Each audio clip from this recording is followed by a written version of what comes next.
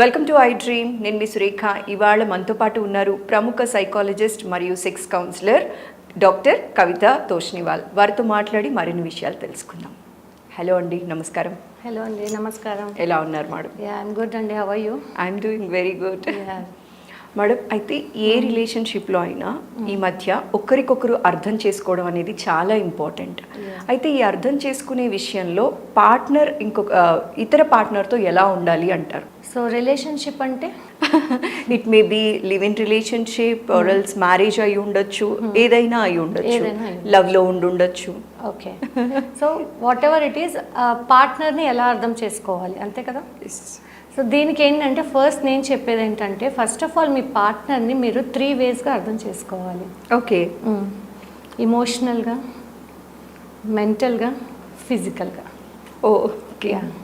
ఏ రోజైతే మీరు ఈ 3 వేస్లో అర్థం చేసుకుంటారో అప్పుడు మీరు చాలా మంచి కంపాటబిలిటీతో లైఫ్లో మూవ్ ఆన్ అవ్వగలరు. So let me take the first point. Okay, emotional. So first మనం లేడీస్కి చెప్దాం. నేను ఒక క్వశ్చన్ వేస్తాను ప్రతి లేడీకి. మీ హస్బెండ్ కానీ, మీ లవర్ కానీ, వాట్ ఎవర్, మీ మేల్ కానీ మీకు కంప్లీట్గా తెలుసా? ఇమోషనల్గా అసలు ఎట్లా అర్థమవుతుందా మీకు, ఎట్లా డీల్ చేయాలి అనేది? ఫస్ట్ ఆఫ్ ఆల్ మేల్ ఎట్లా ఉంటారంటే, మనం ఇది 2 విధాలుగా అర్థం చేసుకోవాలండి. ఇది తెలియాలి.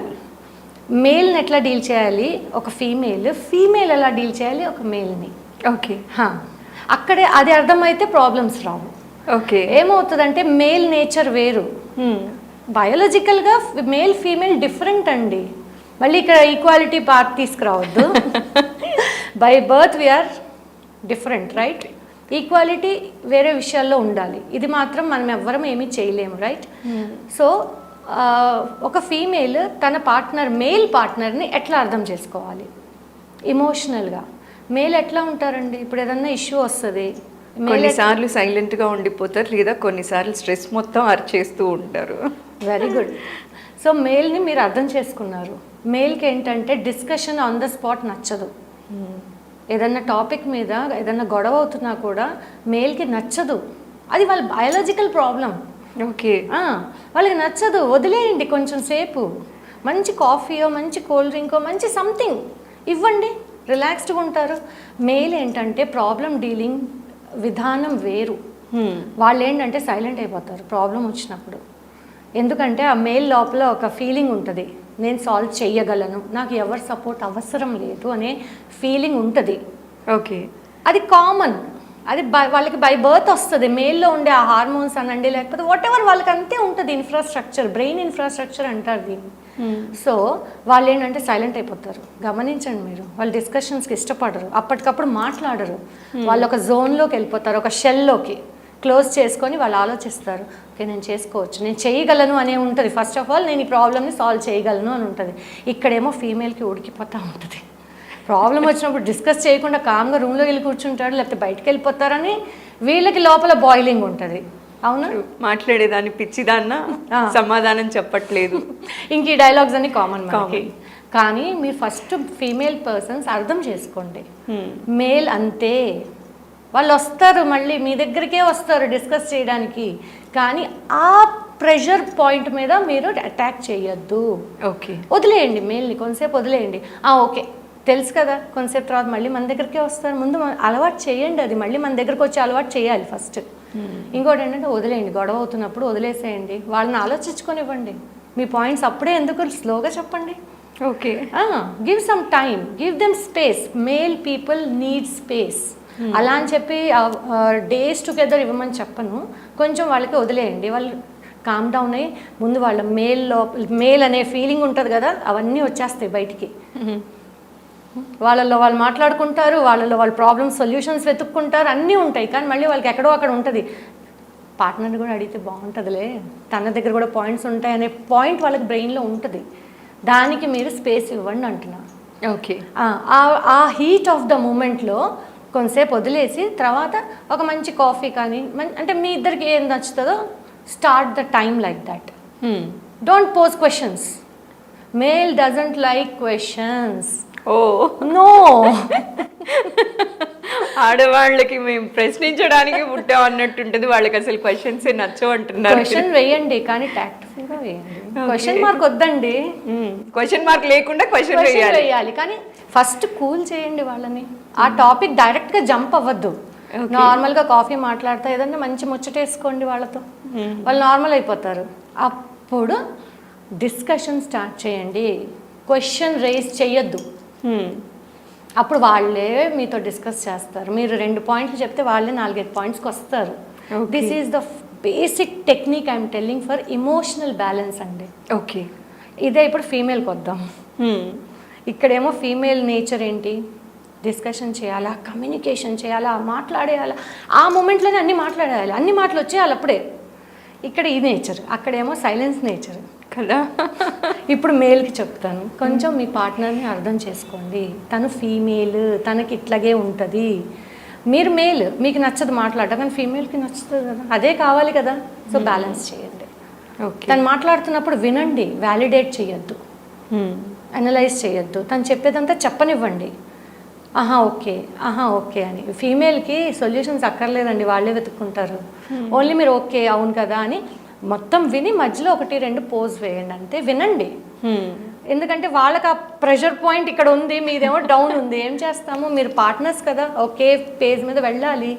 సో ఫీమేల్ ఏమో టైం వచ్చినప్పుడు కొంచెం వాళ్ళకి స్పేస్ ఇవ్వండి, మేల్ ఏమో టైం వచ్చినప్పుడు వినండి, వాళ్ళు చెప్పేది వినండి, అర్థం చేసుకోండి. అక్కడ మీరు ఏం క్వశ్చన్స్ వేయద్దు. Again the same thing. మొత్తం బయటకు వచ్చేసిన తర్వాత, వాళ్ళంతా బయటకు వచ్చేసిన తర్వాత మీరే ఒక మంచి ఏదన్నా ఇవ్వండి తనకి, భోజనం చేద్దామనో లేకపోతే అట్లా. ఆ ప్రెషర్ని కూల్ డౌన్ చేసి అప్పుడు మీ పాయింట్ పెట్టండి. ఓకే, ఎందుకంటే ఇక్కడ ఫీమేల్ బ్రెయిన్ ఇప్పుడు ఓపెన్ అవుతుంది వినటానికి. అప్పటిదాకా వినే సెన్స్ ఉండదండి ఫీమేల్కి. అవుట్ గోయింగ్ ఉంటుంది, ఇన్కమింగ్ ఉండదు, సింపుల్ వేలో చెప్తే. So don't put any incoming, let her come out. After some time cool down అవ్వనివ్వండి, అప్పుడు మీరు ఇన్కమింగ్ ఇవ్వండి. సేమ్ టెక్నిక్ రివర్స్లో మేల్కి అండి, ఫీమేల్కి. So this is the first point to balance emotional balance. Second mental health. Sir ఇప్పుడు madam ఒకటి మీరు ఆలోచించండి, అందరూ వర్కింగే, కొంతమంది ఇంట్లో నుంచే వర్క్ చేస్తున్నారు, అందరికీ ప్రెషర్స్ ఉన్నాయి, చాలా ప్రెషర్ పడుతున్నారు బయట. ఫీమేల్ అవ్వనివ్వండి, మేల్ అవ్వనివ్వండి, lot of pressure they are facing, right? అదంతా ఫస్ట్ మీరు అర్థం చేసుకోండి. వాళ్ళు ఏమి టైంపాస్ చేసి రావట్లేదు. రాగానే డోంట్ స్టార్ట్ ఎనీథింగ్. ఇద్దరు బయటికి వెళ్ళి వచ్చినా కూడా ఒకళ్ళ ఇంట్లో ఉండి అట్లా ఉన్నా డోంట్ స్టార్ట్ ఎనీథింగ్. ఓకే, కొంచెం కూల్ డౌన్ అవ్వండి. ఎట్లుంది, ఎట్లా వెళ్ళింది డే, ఇవాళ బాగుందా? అండ్ ఫీమేల్ కానీ మేల్ కానీ don't poke too much into their professional life. Too మచ్గా పోక్ చేయొద్దు. వాళ్ళు చాలా, ఎవరికి ప్రొఫెషనల్లో వాళ్ళు కొంచెం ప్రెషర్స్ ఉంటాయి. మీరు ఎట్లా మాట్లాడాలంటే వాళ్ళంతటి వాళ్ళు చెప్పేటట్టు మాట్లాడాలి, మీరు చెప్పించద్దు. ఆ బాండింగ్ ఫామ్ చేసుకోండి. ఓకే, మెంటల్ హెల్త్ మీద చాలా ఇంపార్టెంట్ అవేర్నెస్ కావాలండి. ఈ రిలేషన్షిప్ దిగే ముందే వాళ్ళకి కావాలి. ఓకే, నా పార్ట్నర్ ఇట్లాగా, నా పార్ట్నర్ ఇంట్రోవర్ట్, తను ఎట్లా డీల్ చేయాలి, నా పార్ట్నర్ ఎక్స్ట్రోవర్ట్, యాంబివర్ట్, ఎట్లా డీల్ చేయాలి, అది నేర్చుకోండి. రిలేషన్షిప్లోకి అడుగు పెట్టే ముందు నేర్చుకోండి ఇఫ్ పాసిబుల్. ఓకే, ఆల్రెడీ పెట్టేసి కొన్ని ఇయర్స్ గడిచిపోయిన తర్వాత వాట్ టు డూ, మార్చుకోవటానికి ట్రై చేయాలి. మారరండి, ఎవరు మారరు. This is a misconception that మనిషి మారుతాడు అనేది. యాక్సెప్ట్ చేయడం నేర్చుకోవాలి. That's the real good point. Accept చేసి మీ పాయింట్ ఆఫ్ వ్యూ చెప్పండి. ఓకే, ఇట్లనే ఉంది, నాకు అర్థమవుతుంది, కానీ ఇట్లా చేస్తే బాగుంటుంది, అంతే. అక్కడ దాకే ఉండండి. అంతేగాని నువ్వు ఇట్లా, నువ్వు అట్లా డోంట్ గో. ఎప్పుడైనా సరే మేల్కైనా ఫీమేల్కైనా నువ్వు అని పాయింట్అవుట్ చేస్తే నచ్చదు, అక్కడ గొడవలు అయిపోతాయి. ఎందుకంటే అందంగా చక్కగా మంచి జీవితము, ఇద్దరు కలిశారు, ఒక మంచి దీని మీద వెళ్ళండి. అప్పుడప్పుడు కొట్టుకున్న తర్వాత లవ్ అనేది చాలా బాగుంటుంది. అప్పుడప్పుడు కొట్టుకోవాలండి. రోజు స్వీట్ తింటే బాగోదు కదా, బాగోదు. అప్పుడప్పుడు హాట్ రావాలి. కొట్టుకున్న తర్వాత ఆ ఇదిని వదిలేయద్దు, ప్యాచప్ చేసుకోండి. ఇవాళ మార్నింగ్ తిట్టుకున్నారనుకోండి, ఆఫీసులకి వెళ్ళిపోయిన తర్వాత మెసేజ్ పెట్టుకోండి, ఐ లవ్ యూ అని పెట్టండి, చాలు. గతం మర్చిపోతారు. ఐ లవ్ యూ అనేది పెట్టుకోండి, ఐ మిస్ యూ రా అని పెట్టుకోండి, ఏదన్నా మీ లాంగ్వేజ్. నేను ఏదో 1-2 చెప్తున్నాను, కానీ చాలా మందికి చాలా languages. Love language. Yeah, love language. Sexting is important అండి. లవింగ్, సెక్స్టింగ్, ఆల్ దీస్ ఏ జెండర్కైనా చాలా ఇష్టమైంది అది. అరే అట్లా జరిగింది, సారీ చెప్పడం అంటే అసలు మేల్కి నచ్చదు. సారీ అనేది మేల్ చాలా తక్కువ చెప్తారు, చెప్పేవాళ్ళు ఉంటే యువర్ లక్కీ. సో సారీ చెప్పడం అలవాటు చేసుకోండి మేల్. ఫీమేల్ కూడా ఏంటంటే టూ మచ్గా నాగ్ చేయొద్దు ఏ విషయం కూడా, కొంచెం ఉంచి వదిలేసి ఒక పేజ్ మీదకి వచ్చి డిస్కషన్ చేసుకోండి, ఆర్గ్యూ చేయవద్దు. మెంటల్గా అర్థం చేసుకోండి వాళ్ళ మెంటల్ బీయింగ్ ఏంటి, బయట ఎంత ప్రెషర్ పడుతున్నారు, ఇంట్లో ఫ్యామిలీ మెంబర్స్తో ఎంత ప్రెషర్ పడుతున్నారు. అవి పడతా మీరు కూడా ప్రెషర్ ఇచ్చేస్తే పార్ట్నర్కి ఎక్కడికి వెళ్తారు వాళ్ళు? చాలా వేస్ ఉన్నాయి బయట వెళ్ళిపోవడానికి. అవునా, దారి తప్పే అవకాశం ఉంటుంది. ఇప్పుడు జరుగుతుంది అదండి. ఏదో అనుకుంటారు అందరూ సెక్షువల్గా వెళ్తున్నారు వేరే రిలేషన్షిప్స్లోకి, అఫైర్స్లోకి. సెక్షువల్గా కాదండి, ఎమోషనల్గా వాళ్ళకి సాటిస్ఫాక్షన్స్ లేక వెళ్తున్నారు. ఓకే. ఇప్పుడు వైఫ్ కానీ హస్బెండ్ కానీ ఐ లవ్ యూ చెప్పుకుంటున్నారా? తిన్నావా చెప్పుకుంటున్నారా? అదే వేరే వాళ్ళు అయితే పొద్దున్న లేచినప్పుడు నుంచి ఏం తిన్నావు ఏంటి అంత ఎక్కడో అక్కడ ఎమోషనల్ కనెక్టివిటీ అయిపోతుంది. ఆ ఎమోషనల్ కనెక్టివిటీ మీరు ఇంట్లోనే ఇవ్వండి. ఒకవేళ మీరు ఇంకా మ్యారేజ్లోకి వెళ్ళలేదు, రిలేషన్షిప్లో ఉన్నారు అంటే బాగా బాండింగ్ ఉంచుకోండి. Don't give only positive side, negative side కూడా చూపించండి ముందే. అప్పుడు వాళ్ళు మెంటల్గా ప్రిపేర్ అయి ఉంటారు ఫ్యూచర్కి. ఓకే దీనికి కోపం ఎక్కువ, ఎట్లా డీల్ చేయాలి. అంతేగాని ఓన్లీ లవీడవీగా ఉండి మ్యారేజ్ అయిన తర్వాత కొట్టుకోవద్దు. సో ఓపెన్గా ఉండండి. మెంటల్ హెల్త్ మీద చాలా కాన్సన్ట్రేషన్ అవసరం. Understand mental health. And the third వన్కి వెళ్ళే ముందు ఒక పాయింట్ నేను అడుగుదాం అనుకుంటానండి. ఇందాక మీరు మాట్లాడినప్పుడు నాగింగ్ అనేది ఉండకూడదు ఆడవాళ్ళల్లో అన్నారు కదా. కానీ ఏ రిలేషన్షిప్లో అయినా ఆడవాళ్ళు ఒక సిచ్యువేషన్ని కానీ ఒక ఇన్సిడెంట్ని కానీ ఎక్కువ సాగదీస్తారు అని అంటారు కదా. దీన్ని ఎలా డీల్ చేయాలండి? అంటే అది ఉండకూడదు అంటే ఆడవాళ్ళు ఎలా జాగ్రత్త పడాలి, రిలేషన్షిప్లో ఉన్న మగవారు వీళ్ళని ఎలా డీల్ చేయాలి? సో గుడ్ క్వశ్చన్ అండి ఇది. ఒకప్పుడు అయితే ఆడవాళ్ళు నాగ్ చేసేవాళ్ళు, ఇప్పుడు కొంచెం మగవాళ్ళు కూడా మొదలు పెట్టారండి నాగ్ చేయటం. ఓకే, వస్తారు కదా మా దగ్గరికి రిలేషన్షిప్ కౌన్సిలింగ్స్కి వస్తారు, కొంచెం మగవాళ్ళు కూడా నాగింగ్ చేస్తున్నారు, నేర్చుకుంటున్నారు మన దగ్గర. ఆడవాళ్ళు నాగ్ చేస్తారు అంటే వాళ్ళకి ఎట్లుంటుంది అంటే ఆడవాళ్ళకి ప్రెషర్ కుక్కర్ లాగా ఉంటుందండి. ప్రెషర్ పెరిగిపోయినప్పుడు ఇంక అదంతా వచ్చేయాలి, ఎప్పుడెప్పుడో వచ్చేస్తాయి. ఎప్పుడో జరిగినవి కూడా వెల్కమ్. మగవాళ్ళకి అట్లా ఉండదండి, వాళ్ళు ఆ పాయింట్ మీద ఉంటారు అంతే, 10 పాయింట్లు తీసుకురారు. ఇక్కడ 10 కాదు 100 పాయింట్లు వచ్చేస్తాయి. సో ఆడవాళ్ళకి చెప్పేది ఏంటంటే మీరు ఎప్పుడైనా టాపిక్ మీద ఉండండి. ఓకే, టాపిక్ని డైవర్ట్ చేసి వేరే వాటికి వెళ్ళొద్దు. ఎప్పుడో ఏదో జరిగింది అదంతా మీరు మాట్లాడేసుకున్నారు, తిట్టేసుకున్నారు, కొట్టేసుకున్నారు, మళ్ళీ లవ్ చేసేసుకున్నారు, అయిపోయింది.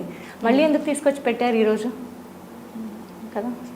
మనము ఫ్రెష్ ఫుడ్ ఇష్టపడతామా లేకపోతే ఎప్పుడో 5-6 days ముందు చేసిన ఫుడ్ ఇష్టపడతామా? మీరు చెప్పండి. ఫ్రెష్ ఫుడ్ కదా, మరి గొడవ కూడా ఎట్లా ఉండాలా? ఫ్రెష్గా ఉండాలి. కొత్త పాయింట్ మీద మాట్లాడుకోండి, ఇప్పుడు జరిగిన పాయింట్ మీద మాట్లాడుకోండి.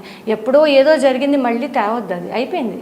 Okay, so this is the best technique అండి నాగింగ్ వాళ్ళకి. ఆడవాళ్ళైనా మగవాళ్ళైనా గొడవ జరుగుతున్నప్పుడు టాపిక్ మీద ఉండండి.